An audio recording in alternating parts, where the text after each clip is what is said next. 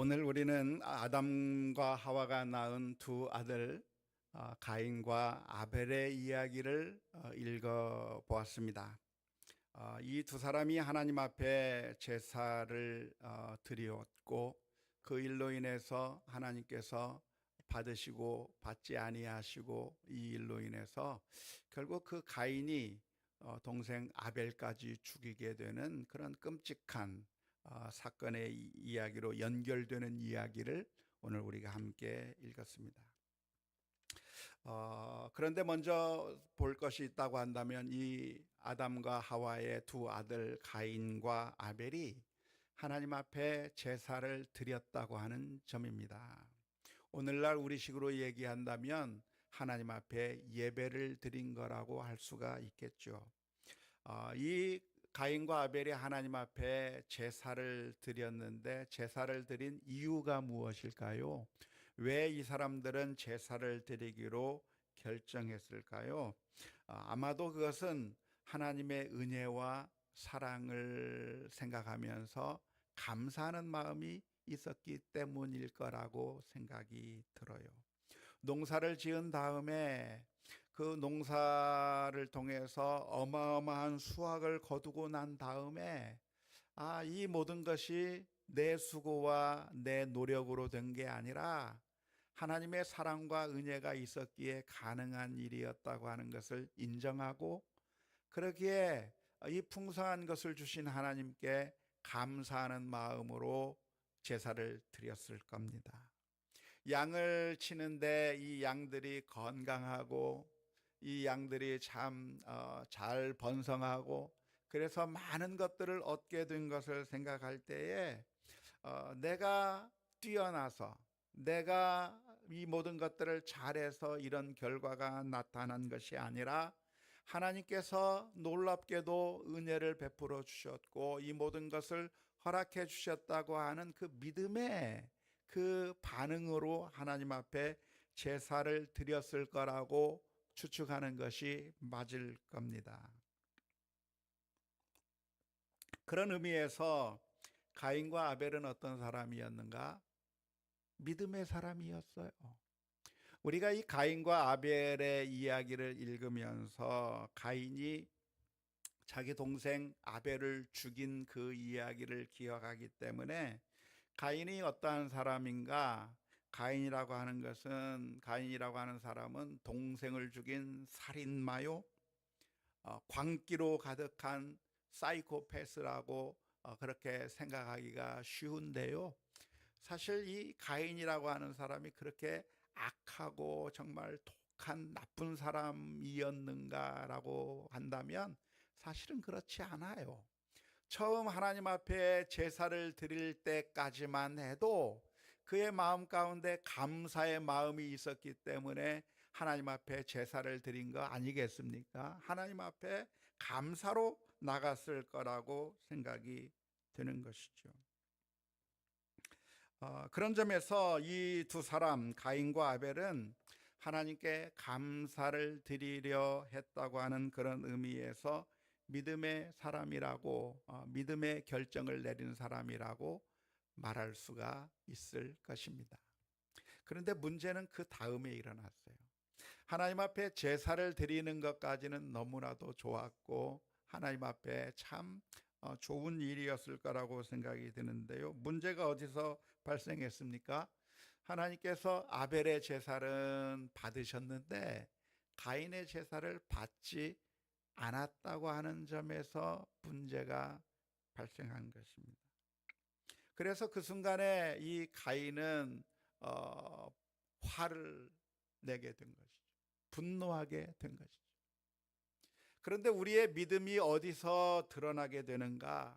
우리의 믿음이 진짜 믿음인가 아닌가가 드러나는 상황이 언제냐면은 바로 이러할 때 드러나는 것입니다. 풍성한 수확을 거두었을 때 우리의 믿음이 드러나기도 하지만 왜냐하면 그때 사람들이 어떤 생각을 할 수가 있습니까? 하나님 앞에 감사하는 선택을 할 수도 있겠지만 어떤 사람들은 교만한 생각을 할 수도 있거든요. 그런 점에서 그런 상황 가운데서도 역시 믿음이 있는가 없는가가 드러나기도 하지만 그러나 더 잘 드러나는 상황이 언제냐면 그렇지 못했을 때예요. 풍성한 수확을 거두었을 때에는 그래도 대부분 많은 사람들이 하나님 앞에 감사할 수 있는 겁니다. 하나님 앞에 찬양할 수 있는 겁니다. 그런데 언제 문제가 되는가? 하나님께서 이 가인의 제사를 받지 않았을 때, 그때 우리의 믿음이 진짜였는가 아니면 진짜가 아니었는가라고 하는 것이 그때 드러나게 되는 것이죠. 놀랍게도 하나님께서는 가인의 제사를 받지 않았습니다. 그러자 가인의 마음 가운데 화가 나기 시작한 거예요. 분노가 생기기 시작한 것이죠. 왜 하나님께서는 가인의 제사를 받지 않으셨을까요? 왜 하나님께서는 아벨의 제사는 받으셨을까요? 오늘 우리가 읽은 창세기 4장에서는 그 이유를 알 수가 없습니다. 그냥 사실만을 기록하고 있는 것이죠. 왜에 대한 설명은 없고 사실만을 기록하고 있는 겁니다. 팩트만 이야기하고 있는 것이죠. 가인과 아벨이 제사를 드렸는데 하나님께서 아벨의 제사는 받았지만 가인의 제사는 받지 않았다고 사실만을 서술하고 있는 것이고, 왜 하나님께서 받으셨고 왜 하나님께서 받지 않았는가에 대해서는 설명이 전혀 없습니다. 그래서 우리가 추측해 보아야 되는데 그 추측이 정당한 추측이 될 수도 있고 잘못된 추측이 될 수도 있습니다. 많은 사람들이 이걸 가지고서 왜 받았을까, 왜 받지 않았을까라고 많은 추측을 하고 있는데 그것이 정당한 추측이 될 수도 있고 정당하지 못한 추측의 영역에 있다고 할 수가 있겠습니다. 그런데 히브리서에 보면 이런 말씀이 기록되어 있습니다. 히브리서 11장 4절의 말씀이죠. 히브리서에서 무슨 이야기를 하고 있냐면 믿음으로 아벨은 가인보다 더 나은 제사를 하나님께 드림으로 의로운 자라 하시는 증거를 얻었으니 하나님이 그 예물에 대하여 증언하심이라. 그가 죽었으나 그 믿음으로써 지금도 말하느니라 라고 말씀하고 있습니다. 그러니까 하나님께서 아벨의 제사를 받으셨는데 왜 받았는가? 아벨의 제사는 믿음으로 드린 제사였다는 겁니다. 믿음으로 드렸기 때문에 더 나은 제사였다고 말하고 있는 것이죠.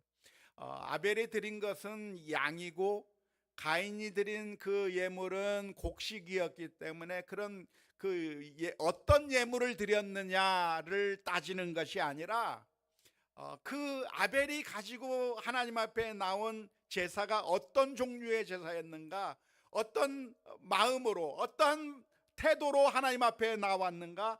아벨은 믿음으로 드린 제사였다고 히브리서에서 기록해 주고 있는 것입니다. 믿음으로 드렸기 때문에 더 나은 제사라고 설명하고 있는 것이죠. 그렇다고 한다면 자연스럽게 내릴 수 있는 결론은 무엇입니까? 가인의 제사는 믿음으로 드린 제사가 아니었다고 하는 것을 암시하고 있는 것이죠. 가인이 드린 제사는 어떤 제사였는가? 믿음으로 드린 제사가 아니라 형식은 갖추었지만 믿음으로 드린 제사가 아니었을 가능성을 이야기해주고 있는 것이죠. 그래서 우리가 질문을 던져보아야 됩니다. 도대체 믿음으로 드리는 제사란 무엇인가? 어쩌면 우리도 하나님 앞에 제사를 드리는 것과 같잖아요. 우리가 매주 예배를 드리기 위해서 이 자리에 앉아 있는 것인데 오늘 우리가 드리는 이 예배도 하나님 앞에 드려질 만한, 하나님께서 받으실 만한 예배가 되기 위해서는 우리가 어떤 모습으로 하나님 앞에 예배를 드려야 될 것인가? 기왕 예배를 드렸는데 하나님께서 받으셔야지, 안 받는 예배가 된다고 한다면 그거 헛수고잖아요. 안 받는 예배가 된다고 한다면 그것처럼 참 안타까운 일이 없잖아요. 그래서 우리의 예배가 하나님 앞에 드려지는 예배가 돼야 되는데 어떤 예배를 드려야 할 것인가? 이 창세기의 말씀을 통해서 우리가 교훈을 얻었으면 좋겠는데요. 도대체 믿음으로 드리는 제사가 무엇이었는가? 그 정답은, 그 해답은 예수님의 말씀을 통해서 힌트를 얻을 수 있을 것 같습니다. 예수님께서는 한 번은 이런 말씀을 해 주셨습니다. 요한복음 4장 23절에서부터 24절의 말씀에 이런 말씀을 해 주셨습니다. 아버지께 참되게 예배하는 자들은 영과 진리로 예배할 때가 오나니 곧 이때라. 아버지께서는 자기에게 이렇게 예배하는 자들을 찾으시느니라. 하나님은 영이시니 예배하는 자가 영과 진리로 예배할지니라. 하나님은 어떤 예배자를 찾으시는가? 하나님은 어떤 예배를 받으시는가? 그 문제에 대해서 예수님께서 대답해 주신 겁니다. 어떻게 예배를 드리라고요? 영과 진리로 예배를 드리라. 그런데 영과 진리로 드린다는 게 무슨 말이에요? 성경을 보면 이해하지 못할 말이 너무나도 많아요. 영과 진리로 예배를 드린다. 도대체 영으로 예배를 드린다는 말은 무엇이고 진리로 예배를 드린다고 하는 말이 무엇일까요? 이 표현은 두 개의 단어로서 하나의 의미를 전달하는 헨디아디스라고 하는 형식의 표현 방법이라고 하는 것을 이해하시면 좋을 것 같은데요. 여기서 영과 진리로 예배를 드린다고 하는 것은 진실한 영으로라고 하는 그런 의미입니다. 그러니까 두 개의 의미, 영과 진리라고 하는 두 개를 가지고 나오라고 하는 그런 의미가 아니라 진실한 영으로라고 하는 하나의 의미로 이해하는 것이 좋습니다. 그러니까 그 말을 우리가 좀 더 쉽게 표현한다고 한다면 하나님 앞에 나갈 때 어떻게 나가야 되는가? 진실한 마음으로, 하나님을 진정으로 사랑하는 그 마음으로, 우리가 참된 예배하는 마음으로 하나님 앞에 나아갈 때 중요한 게 무엇인가? 장소가 중요하다는 게 아니에요. 무엇을 가지고 나오느냐가 중요한 게 아니라는 거예요. 어떤 옷을 입었느냐가 중요한 게 아니라는 거예요. 어떤 형식의 예배를 드리는가가 중요한 게 아니라 가장 중요한 요소가 무엇이냐면 하나님 앞에 정말 진실한 마음으로, 하나님을 사랑하고 사모하는 그 마음으로 나와 예배하는 그 마음을 하나님께서 받으신다고 하는 것을 예수님께서 설명해 주신 것입니다. 이러한 예수님의 말씀을 우리가 이해하려고 한다면 남녀 관계로 비유하면 좋을 것 같아요. 한 남자와 한 여자가 서로 사귀게 되고 서로 사랑하는 관계로 발전해 나가고 있는데 그 여자는 누구냐면 재벌집 외동딸이에요. 그 여자가 누구냐면 왕의 딸 공주예요. 그래서 만일 이 남자가 그 여자와 결혼한다고 한다면, 그 여자와 함께 살아가게 된다고 한다면 재벌의 사위가 될 수 있는 것이고 왕의 부마가 될 수 있는 것이기 때문에 어마어마한 그런 것들이 다 따라 나오게 되는 겁니다. 그럴 때 이 여성에게는 질문이 하나 떠오르는 것이죠. 과연 이 남자가 나를 사랑하는 것일까? 과연 이 남자가 나를 얻음으로써 얻게 되는 그 모든 것들, 그 이익을, 그 이득을, 그것을 원하고 나에게 접근하는 것인가? 내가 가지고 있는 그 돈을 바라보고 나에게 오는 것인가? 아니면 나를 좋아하는 것인가? 그런 질문이 떠오르지 않겠습니까? 그래서 그것을 확인할 수 있는 방법이 무엇이에요? 그 모든 것들이 다 사라졌을 때에도 과연 나를 사랑할 수 있겠는가라고 하는 것이죠. 재벌이 아니라 쫄딱 망해서 그래서 이제 거지가 되었을 때에도 과연 나를 사랑할 수 있을 것인가? 왕위에서 쫓겨나서 이제 나라가 바뀌고 그래서 그 왕이 쫓겨나서 죄수의 신분이 되어버렸을 때 그때도 여전히 나를 사랑할 수 있겠는가? 라고 하는 그 질문에 여전히 그 여자가 가지고 있는 어떤 대단한 이익 때문이 아니라 나 자신을 사랑한다고 하는 그것을 확인하고 싶은 마음이 있는 것처럼 하나님도 어떤 것을 원하고 계시는가? 하나님께서 찾는 예배자라고 하는 것은 정말 하나님을 진정으로 사랑하고 있는가? 참된 마음으로 주님 앞에 나아오고 있는가? 그것을 주님께서 바라보고 계시는 것이고 바로 그런 마음으로 나오는 예배자들을 하나님께서 찾으신다고 하는 이야기입니다. 그래서 예수님의 비유의 말씀 가운데 죄가 가득했던 세리는 하나님 앞에 나아가 엎드리면서 하나님이여 저를 불쌍히 여겨 주옵소서.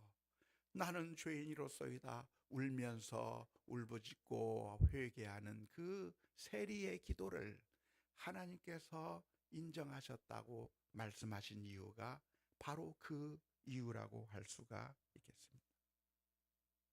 그런데 가인은 하나님께서 자신의 제사를 받지 않게 되자 불쾌한 모습을 드러냈습니다. 얼굴이 울그락불그락해졌습니다. 창세기 4장 5절의 말씀이죠. 가인과 그의 제물은 받지 아니하신지라 가인이 몹시 분하여 안색이 변했다. 그리고 그것으로 끝난 게 아니라 자신의 동생 아벨을 데리고 나가서 죽여버리는 끔찍한 살인을 저지르게 된 것이죠. 이렇게 가인이 불쾌한 이유가 무엇일까요? 그것은 정당한 것일까요? 이 가인이 화를 내는 것은 당연한 것인가요? 창세기 4장 6절에서 하나님께서는 이렇게 말씀해 주십니다. 여호와께서 가인에게 이르시되 내가 분하여 함은 어찌 됨이며 안색이 변함은 어찌 됨이냐. 지금 화를 내는 게 그건 옳지 않다고 말씀해 주시는데요. 왜 가인이 화를 냅니까? 왜 가인이 안색이 변합니까? 그것은 가인이 하나님 앞에 나갈 때 예배자로 나간 게 아니라 손님으로 나아갔기 때문에 그래요. 손님은 어떤 반응을 보입니까? 손님은 그 가게의 주인이 나에게 잘 대우해주면 좋은 기쁜 반응을 보이지만 그러나 그 주인이 내가 낸 돈만큼 값어치를 해주지 못한다고 한다면 그러면 진상 노릇을 하는 것이죠. 우리는 종종 뉴스에서 그런 이야기를 많이 듣습니다. 어떤 식당에서 백화점에서 갑질을 해대는 그런 손님의 이야기들을 하고 있는데요. 그렇게 손님들이 진상을 부리는 이유가 무엇입니까? 내가 낸 돈만큼의 가치를 돌려받지 못했기 때문에 화가 나는 것이죠. 내가 이만큼의 돈을 지불했다고 한다면 그에 대한 적절한 대우를 받아야 된다는 거예요. 1등석을 탔으면 1등석에 맞는 그런 대우를 받아야 되는데 1등석 대우가 아니라 이코노미 대우밖에 못 받았기 때문에 화가 나기도 하고 갑질을 해내는 것이죠. 그런데 이 가인이 하나님 앞에 어떤 마음으로 나갔는가? 하나님 앞에 제사를 드리러 나가기는 했지만 예배자의 형식을 갖추었지만 예배자의 모습으로 하나님 앞에 나아간 것이 아니라 손님의 마음으로 하나님 앞에 나아간 것이죠. 내가 하나님 앞에 이만큼을 드렸다고 한다면 손님은 왕이라고 하는데 왕인 손님에게 하나님은 어떤 서비스를 제공해야 합니까?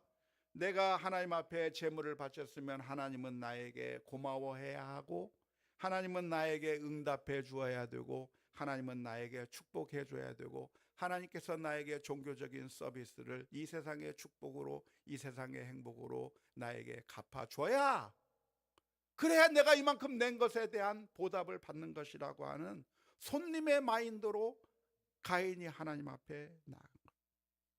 가인이 분노한 것은 하나님 앞에 제사를 드릴 때 감사의 마음이 드린 게 아니라고 하는 증거가 나타난 것이죠. 내가 하나님을 사랑하고 사모하기 때문에 나간 것이 아니라고 하는 것을 드러낸 것이죠. 그렇기 때문에 그게 예배가 아닌 거예요. 그게 제사가 아닌 거예요. 그 가인은 구매자였을 뿐이고 소비자였을 뿐인 것이죠. 아벨과 똑같은 형식으로 그 형식만 바라본다고 한다면 예배의 형식을 취했지만 그것은 예배가 아니라 구매자의 모습이었고 소비자의 모습이었던 것이죠. 우리가 분명히 기억해야 할 것이 있다고 한다면 예배의 형식을 갖추기만 하면 자동적으로 예배가 되는 게 아니라고 하는 점입니다. 놀랍게도 우리는 아벨과 같은 마음으로 하나님 앞에 나아가는 것이 아니라 헛된 예배를 할 때가 너무나도 많습니다. 어떤 마음으로 나가게 됩니까? 하나님, 내가 하나님께 예배를 드려줄 테니, 하나님, 내가 하나님 앞에 이만큼을 바칠 테니, 하나님, 내가 이만큼 하나님 앞에 기도할 테니, 하나님, 내가 성경 일독할 테니까, 내가 봉사도 할 테니까, 물질도 드릴 테니까, 하나님께서 내게 무엇을 주시렵니까? 내가 이만큼 주면 하나님도 나한테 줘야 하는 거 아닙니까? 구매자의 모습으로 하나님 앞에 나아가는 경우가 많이 있는 것이죠. 하지만 하나님은 어떤 하나님이십니까? 하나님은 우리가 예배를 안 해주면 손해보는 하나님이 아니에요. 우리가 하나님 앞에 나가 기도하지 않으면 하나님이 손해보는 하나님이 아니에요. 관광지에 가면 우리가 산에 올라가는 그 길에 늘어서 있는 가게에서 주인들이 혹은 호객꾼들이 늘어서서 저희들을 향해서 말을 합니다. 자, 이거 한번 맛 좀 보세요. 여기 와서 식사하세요. 잘해드릴게요. 오시다가 점심때 식사하시면 다른 집보다 훨씬 더 맛있는 거 해드릴게요. 우리가 등산객들이 길을 가면 그 옆에서 자꾸만 호객 행위를 합니다. 우리 식당이 제일 맛있어요. 잘해드릴게요. 오세요. 그렇게 하는 이유가 뭐예요? 우리가 가서 식사를 하면 그래서 돈을 받기 위해서 우리가 주는 것을 원하기 때문에 우리를 향해서 자꾸만 그렇게 이야기를 하고 있는 것이죠.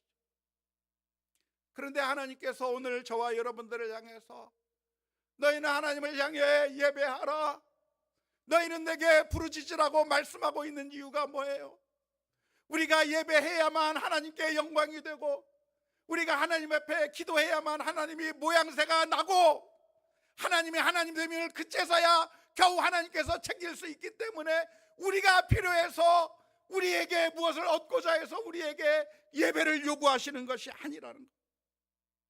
우리가 예배하지 않으면 하나님의 영광이 없어져 버리고 우리가 주일날 나와서 하나님 앞에 모든 것을 바치지 않으면 하나님께서 아무것도 할 수 없고 모양이 빠져버리고 우리가 하나님께 기도하지 않으면 하나님의 하나님 되심이 망가져 버리기 때문에 그래서 하나님이 우리가 필요해서 우리에게 그런 요구를 하고 계시는 것이 아니라 하나님은 우리의 아버지시기 때문에 우리가 잘 되기를 원하시고 우리가 하나님의 뜻대로 살아가기를 원하시는 그런 사랑의 마음으로 우리에게 말씀해 주시는 것이지 하나님이 아쉬워서 우리에게 이런 예배를 요구하는 게 아니라고 하는 점을 분명하게 기억해야 될 줄로 믿습니다. 수많은 사람들이 하나님을 향해서 밀고 당기는 거죠. 하나님, 내가 예배 드려줄 테니까 하나님은 나한테 뭐 줄래요?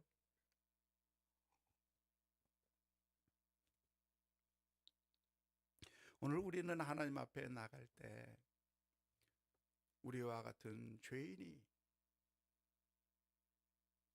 하나님 앞에 나와 예배할 수 있다고 하는 것 자체가 너무나도 감사하고 너무나도 고마워서 하나님 앞에 진실한 마음으로 감사로 예배를 드려야 될 줄로 믿습니다. 영원히 멸망받을 수밖에 없고 영원한 지옥불에 던져져야 할 이기적이고 탐욕적이고 그리고 연약한 우리를 하나님께서 불쌍히 여겨주셔서 예수 그리스도의 보혈의 피로 씻어주시고 하나님의 자녀로 품어주신 그 하나님의 그 놀라운 사랑을 우리가 받았다고 한다면, 우리가 그 무엇인가를 바라고서가 아니라 하나님의 그런 어떤 식으로의 축복이나 은혜를 기대해서가 아니라 이미 받은 은혜와 사랑이 너무나도 크기에 하나님 앞에 감사와 찬송을 올려드리는 것이 옳을 줄로 믿습니다. 사실 우리도 늘 가인과 아벨처럼 하나님 앞에 서게 되는 겁니다. 하나님께서 그런데 그 옛날 가인과 아벨의 제사를 보시며 아벨의 제사는 받으셨지만 가인의 제사를 받지 않았던 것처럼 오늘날 우리들에게도 하나님께서 응답을 해주시며 우리의 예배를 받으실 때도 있지만 하나님께서 우리의 예배를 받지 않으실 때도 있다고 하는 것을 기억하셔야 할 겁니다. 하나님께서 우리의 예배를 받지 않으시는 것처럼 느껴지는 때가 언제인가요? 하나님이 항상 우리의 예배를 받으셨나요? 아니면 하나님께서 우리의 예배를 안 받으시는 것처럼 느껴지는 때가 있었나요?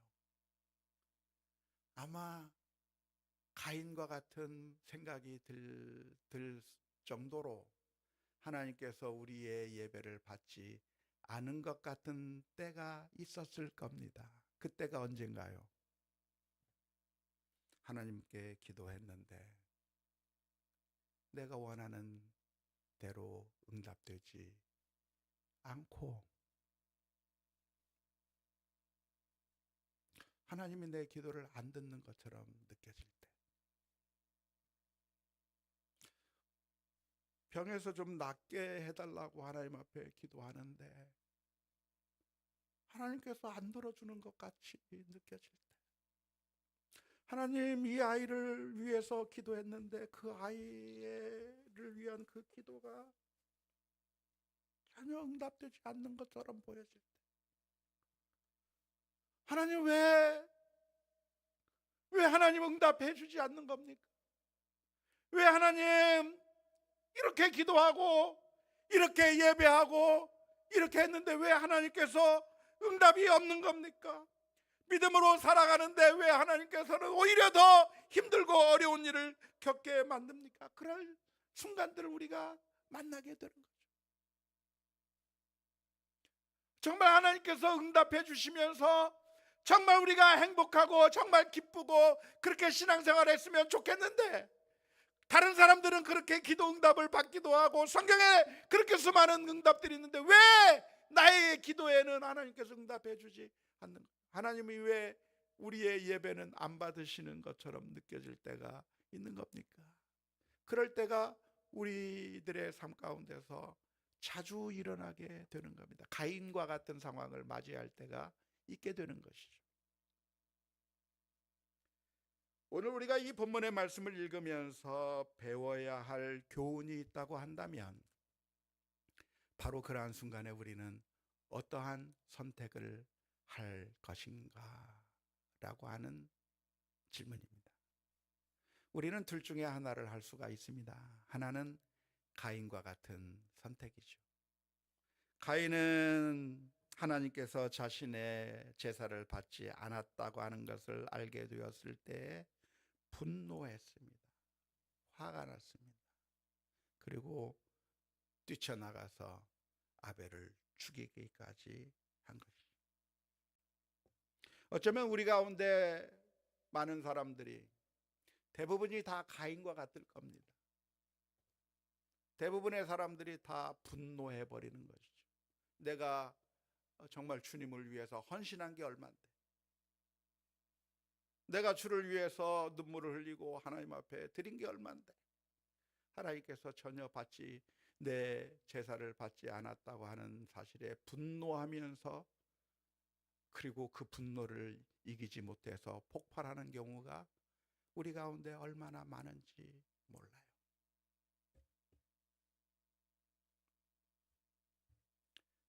그런데 우리에게는 가인의 반응만이 선택이 놓여져 있는 것이 아니라 또 다른 선택을 할 수가 있습니다. 그것은 바로 어떤 선택이죠?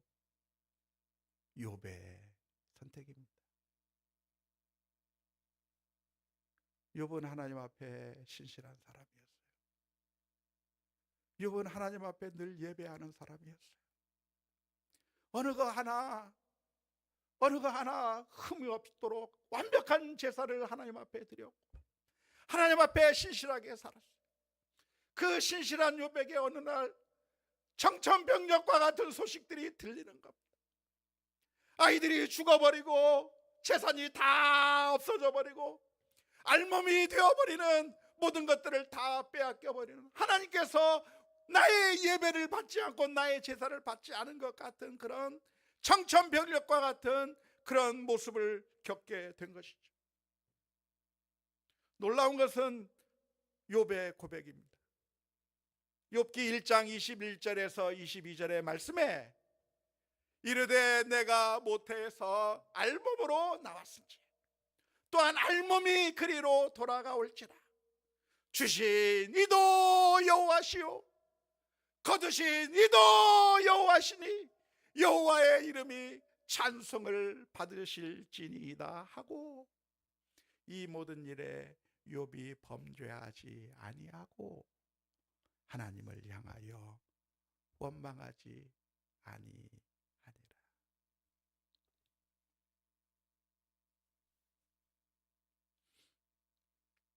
때로는 취직 시험을 위해서 그렇게 노력했는데 또 떨어질 수 있어요. 승진을 위해서 그렇게 간절히 기도하고 애썼는데 떨어질 수 있어요. 재정적인 문제가 힘들어질 수도 있고 또 질병의 문제로 고통스러울 수도 있고 아무리 해결할 수 없는 자녀들의 문제를 만날 수도 있어요. 그때 하나님께서 응답하지 않는 것처럼 느껴질 때 가인과 같은 마음으로 나가는 것은 예배자가 아닙니다. 그것은 구매자일 뿐이고 소비자일 뿐이죠. 오히려 우리는 하나님께 예배자의 모습으로 서야 합니다. 내가 이만큼 했으니 하나님이 내게 얼만큼 해주는가를 보자가 아니라 지금까지 베풀어 주신 하나님의 은혜와 사랑을 기억하면서 정말 참된 예배자의 모습으로, 나 같은 죄인이 하나님 앞에 감히 설 수 없는 사람이 하나님 앞에 설 수 있다고 하는 마음으로 서야 하는 것이죠. 왜 우리의 마음은 종종 불편합니까? 그것은 내가 하나님께 예배한다고 앉아 있었지만 사실은 예배자가 아니라 우리는 구매자의 모습으로 앉아 있었기 때문입니다. 그래서 주님께서 탄식하시는 것이죠. 이사야서 29장 13절의 말씀에 주께서 이르시되 이 백성이 입으로는 나를 가까이하며 입술로는 나를 공경하나 그들의 마음은 내게서 멀리 떠났나니 그들이 나를 경외함은 사람의 계명으로 가르침을 받았을 뿐이니라. 정말 이 여인을 사랑하는 줄 알았는데 그 집안이 쫄딱 망해서 재벌이 아니라 알거지가 되었을 때 실망하고 돌아서는 그런 남성과 같은 그런 마음으로 우리가 하나님 앞에 나아가고 있는 것입니다. 우리 자신의 모습을 돌아보아야 하는 것이죠. 아벨의 제사가 어떠했는지 우리는 정확하게 알 수 없지만 아벨의 제사를 하나님께서 받으신 것을 보면 아벨은 하나님 앞에 주님을 향한 사랑과 감사의 마음으로 나갔을 것입니다. 오늘 우리도 하나님 앞에 그렇게 나가야 합니다. 하나님 앞에 예배할 때 하나님께서 하나밖에 없는 그 아들을 십자가에 내어 주시기까지 우리를 사랑해 주신 그 놀라운 은혜를 감사하며 하나님을 사랑합니다, 사모합니다 고백하는 그 믿음의 고백이 우리들의 삶 가운데서 넘쳐날 수 있기를 주님의 이름으로 축원합니다.